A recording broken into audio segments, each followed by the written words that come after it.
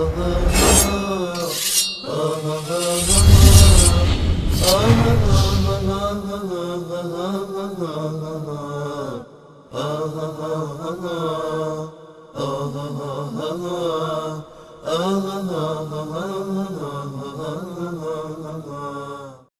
سلام علیکم، بفرمایید. سلام. سلام و رحمت الله. خسته نباشین. سلامت باشید. خودتون رو معرفی کنید، از کجا زنگ میزنید؟ منوچهرم از تهران جنابه. آقای منوچهر. آقای منوچهر از تهران. نه.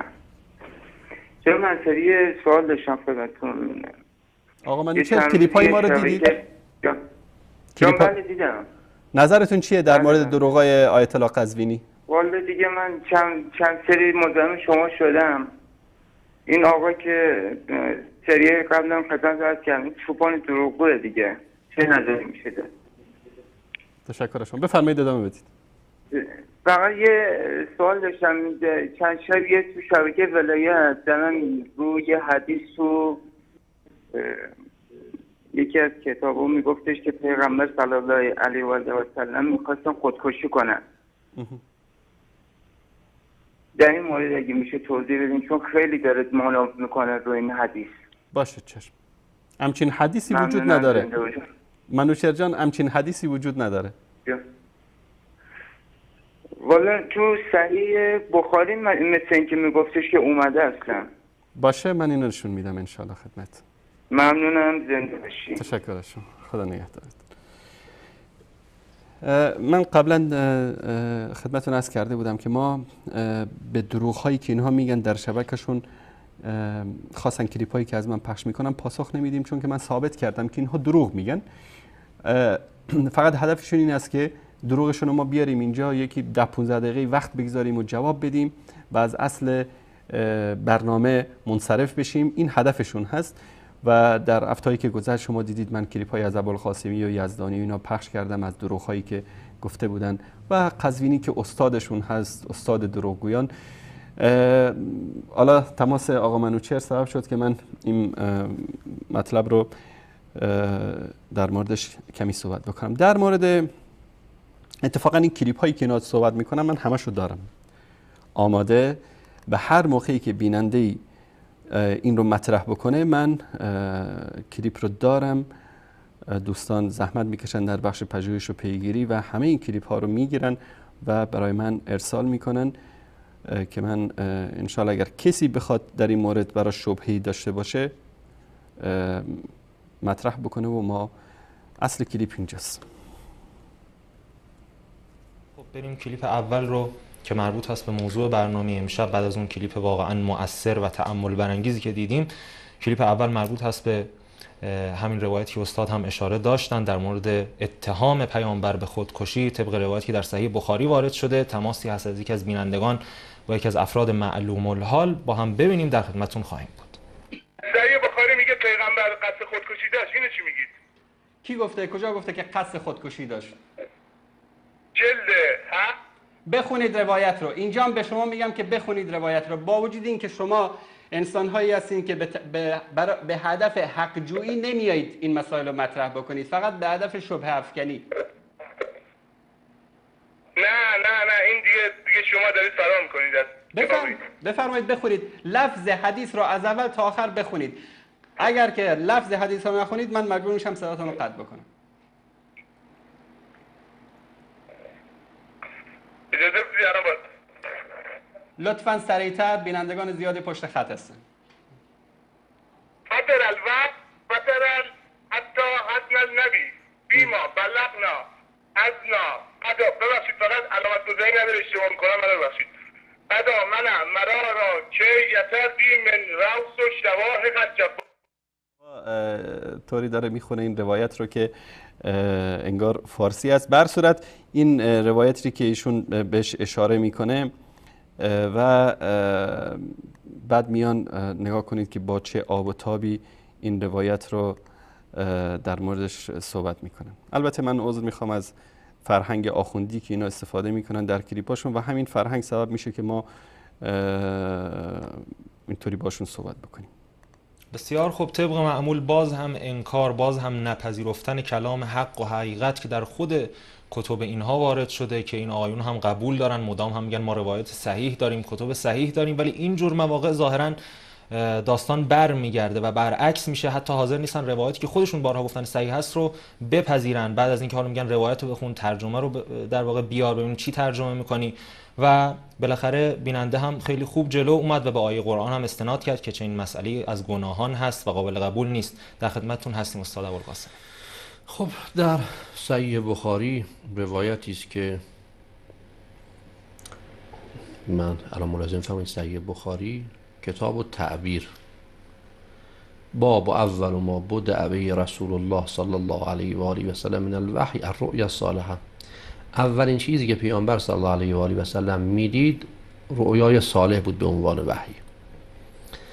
میاد میگه پیغمبر خلاصه مبعوث شد، اقرأ باسم ربک آمد، نه اینکه قبل وحی باشه، قشنگ نگاه کنید میگه اقرأ باسم ربک آمد، ماجراهایی گذشت. بعد از مدتی ورقه که از بستگان پیامبر و حضرت خدیجه بود از دنیا رفت و فتر الوحی فترتن. وحی یه مقدار فتور و سستی پیدا کرد، شل شد اومدنش. قبلا تون تون وحی می اومد، الان چی شد؟ شل شد، یواش یواش اومد. حتی حزن النبی صلی الله علیه و آله و سلم، پیغمبر ناراحت شد. فیما بلغنا، در اون روایتی که به ما رسیده. چقدر ناراحت شد؟ حزنا غدا منه مرارا، حزنی.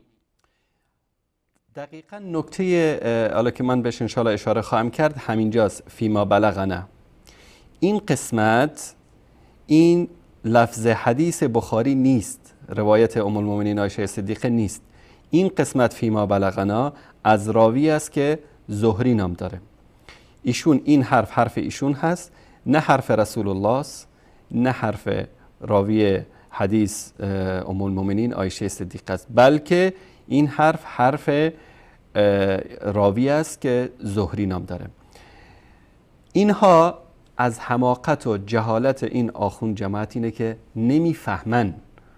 حالا شما یک اولاغی که متوجه نمیشه، شما صبح تا شام در گوشش چلیاسین بخونید، تأثیری داره؟ نداره. من در یکی از برنامه‌ها گفتم، اینو کلیپ کرده بودم، پخش کرده بودن که انصاری به ما توهین کرده. گفتم اگر من در این 6 سالی که وصال حق تأسیس شده 4 تا جلبک رو اینجا آورده بودم گذاشته بودم، به تکامل رسیده بودن. اما آخوند جماعت آدم نمیشن. کسی که آدم نمیشه، دمشون شما آقا منوچهر میخواید آدم بشه؟ این لفظی که ایشون اینجا ذکر میکنه که پیامبر بالای کوه رفت میخواست خودکشی بکنه، نه لفظ پیامبر است، نه لفظ ام المؤمنین عایشه صدیقه راوی حدیث است، بلکه حرف زهری یکی از روات است. و سلام و علمای اهل سنت در این مورد توضیح دادن و در شروح صحیح بخاری مطلب مفصل اومده. اما اولاغی مثل این آخوند متوجه نمیشه، یا میخواد مردم رو به قول خودشون خر بکنه، یا که خودش اولاغ تشریف داره. در هر دو صورت این مطلب در جزء حدیث نیست. و مثل همین یک کلیپ دیگه هم داره که در مورد ابو هریره رضی الله تعالی عنه است که میگه حدیث از کیسه خودش روایت میکرد، که اونم انشالله به همین مناسبت من بعد از این کلیپ پخش خواهم کرد. این روایت، این قسمت همینجا زوم بکن احمد جان، از خود کلیپ دارم نشون میدم. فیما بلغنا رو این رو نمیاد ترجمه بکنه. چرا نمیاد ترجمه بکنه؟ نمیاد این رو شرح بده که فیما بلغنا آنطوری که به ما رسیده. مثلا کسی توی مجلس نشسته، والا ما شنیدیم از کسی. از کی شنیدی؟ والا نمیدونم، همینطوری شنیدیم. این راوی هم زهری میگه همینطور ما شنیدیم، به گوش ما رسیده. نه حرف ام المؤمنین عایشه صدیقه راوی حدیث است و نه حرف رسول الله صلی الله علیه و سلم است. پس هیچ ارزش حدیثی نداره این مطلب.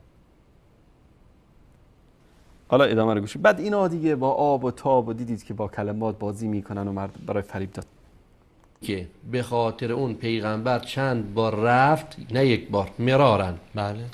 یتردا، که خودش رو پرت بکند از سر کوههای بلند.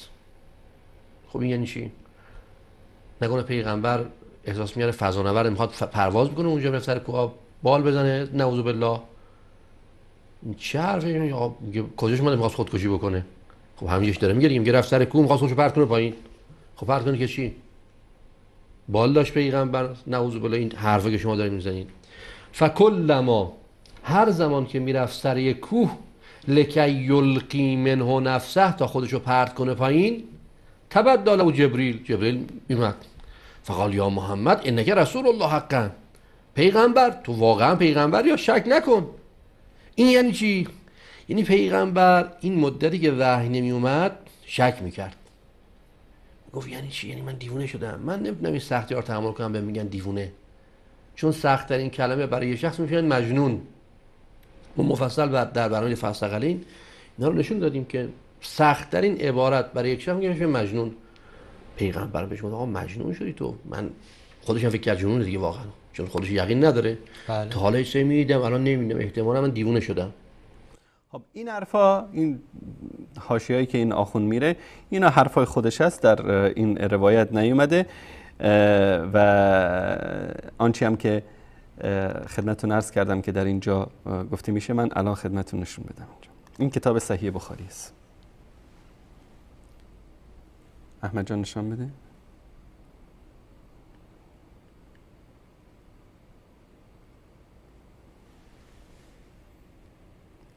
اصل همین روایت در اینجا بدون اون مطلبی که از راوی است که از زهری است در اینجا ذکر شده، در حدیث شماره 4953 بدون اون مطلب ذکر شده، چون راویی که در اینجا هست این مطلب رو ذکر نکرده. در روایت بعدی این روایت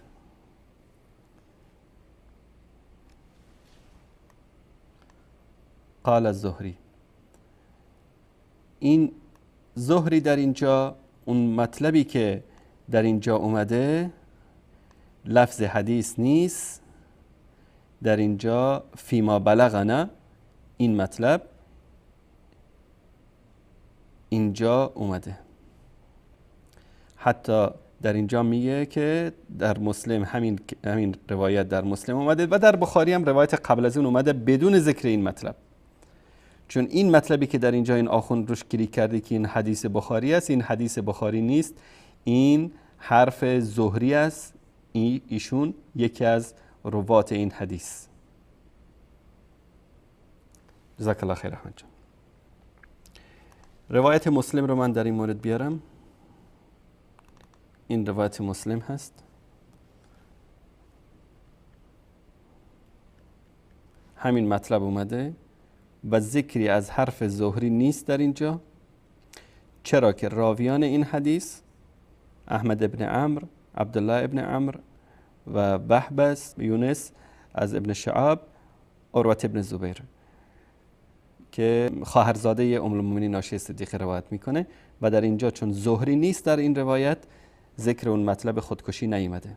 پس آنچه که گفته میشه حدیث بخاری نیست، چون نه از پیامبر صلی الله علیه و سلم است و نه از ام المؤمنین عایشه صدیقه که راوی حدیث، نه از عروة ابن زبیر، بلکه حرف راوی است که ایشون این مطلب رو میگه که شنیدیم فیما بلغنا. در فتح الباری جلد 12 صفحه 359 مفصل در این مورد ابن حجر صحبت کرده که این مطلب فیما بلغنا این از زهری است، یکی از روات حدیث، و این مطلب چیز ساختگی است که ربطی به حدیث نداره. اما این آقا زیاد کلیک کردن روی این که آیا پیامبر صلی الله علیه و سلم خودکشی میکنه؟ رسول الله خودکشی میکنه؟ من فقط یک سوال خیلی ساده میپرسم از شیعیان. همه شیعیان بلا استثناء اعتقاد دارن که امامان علم غیب دارن، از علی ابن ابی طالب گرفته، از فاطمه زهرا گرفته تا امام زمانشون، همشون علم غیب دارن. همین امامانی که علم غیب دارن همشون خودکشی کردن، از فاطمه زهرا رضی الله تعالی عنها گرفته تا حسن عسکری همه خودکشی کردن. اگر خودکشی حرامه پس همه اینها حرام از دنیا رفتن والعیاذ بالله. چرا؟ فاطمه زهرا میدونست که پشت در عمر ابن خطاب اومده میخواد در رو بشکنه و سقط جنین میکنه و پلو شکسته میشه، رفت پشت در، پس خودکشی کرد. علی ابن ابی طالب میدونست. اگر بگن که نمیدونست، انکار علم غیب کردن، امامتشون زیر سوال میره. اگر بگن میدونست، پس خودکشی کرده. علی ابن ابی طالب رضی الله تعالی عنه میدونست که در مسجد کوفه ابن ملجم اونجا اومده میخواد با شمشیر بزنه به سرش و بکشدش. ایشون هم با خیال راحت رفت و حتی ایشون عبدالرحمن ابن ملجم رو بیدار کرد و برای نماز و همه چیزم خبر داشت، چون علم غیب داره نه، همه چیزو خبر داشت. با این وجود رفت در محراب وایستاد و ابن ملجم اومد گفت که بگیر یا علی، زد تو سرش و علی رو کشت. پس علی خودکشی کرد، چون اگر خبر داشت نباید که اونجا میرفت خودشو ولا تلقوا بایدیکم الی التهلکه، الله سبحانه و تعالی به دست خودتون رو در تهلکه نندازید. ایشون انداخت و این خودکشی است. کسی که خبر باشه که اینجا کشته میشه و بره، خب بهش میگن خودکشی. اگر خبر نداشت پس امامتش زیر سوال میره، چون که علم غیب نداشته. امام حسن زهر خورد از دنیا رفت، پس خبر داشت که بهش زهر میدن. اگر خبر داشت خودکشی کرده، اگر خبر نداشت پس ایشون امام نیست، چون که علم غیب نداره. امام حسین خبر بود که در کربلا میکشنش، به خاطر همین رفت در کربلا به شهادت رسید. اگر خبر داشت خودکشی کرده، اگر خبر نداشت پس امام نیست، چون علم غیب نداشت. امام رضا خانومش اومده تو انگور براش زهر انداخته. همه اماماشون اینطوری از دنیا رفتن، دروغایی که درست کردن. زهر انداخت تو انگور بهش داد، ایشون هم با کمال میل نوش جان کرد، اصلا خم به ابروام نیاورد. اگر خبر داشت که خودکشی کرده، اگر خبر نداشت پس امام نبوده، چون که علم غیب نداشته. حسن عسکری همینطور، جعفر صادق همینطور، محمد جواد همینطور. همه اینها هیچ کدومشون به مرگ طبیعی از دنیا نرفتن، همه خبر بودن که چطور از دنیا میرن. به خاطر همین و این روایت ها هم البته در کتاب هاشون هست، یعنی این جز دین و مذهبشون است که باید اعتقاد داشته باشن که امامان همه چیز رو میدونن، از غیب خبر دارن و اگر از علم غیب خبر نداشته باشه اصلا ایشون امام محسوب نمیشه. حالا اینجا رو ببینید، کتاب کافی جلد 1 و 2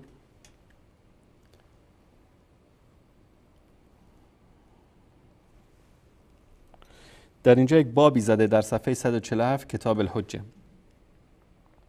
عنوان این باب چیه دوستان؟ لطفاً زوم بکنن اینجا. ان الائمه علیهم السلام یعلمون متى یموتون، میدونن کی میمیرن. امامان میدونن کی میمیرن. و انهم لا یموتون الا باختیار منهم، نمیمیرن مگر به اختیار خودشون. یعنی امام نمیمیره مگر به اختیار خودش.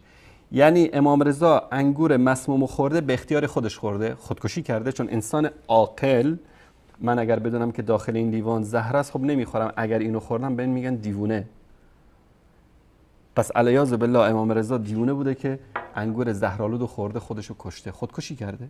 امام حسین میدونست که تو کربلا کشته میشه و به اختیار خودش هم کشته شده، چون اینجا گفته لا یموتون الا باختیار منهم، نمیرن مگر به اختیار خودشون.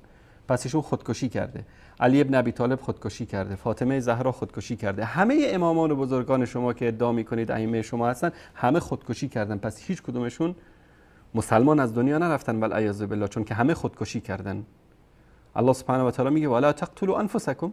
حالا پیامبر صلی الله علیه و حداقل اونجا زهری میگه که قصد داشت، عملی که نکرد، اما امامان شما همه عملی کردن طبق این روایاتی که در اینجا دارید. و این باب یکی از ابواب معروف کتاب کافی است. روایات بزرگی مهمی در اینجا هست.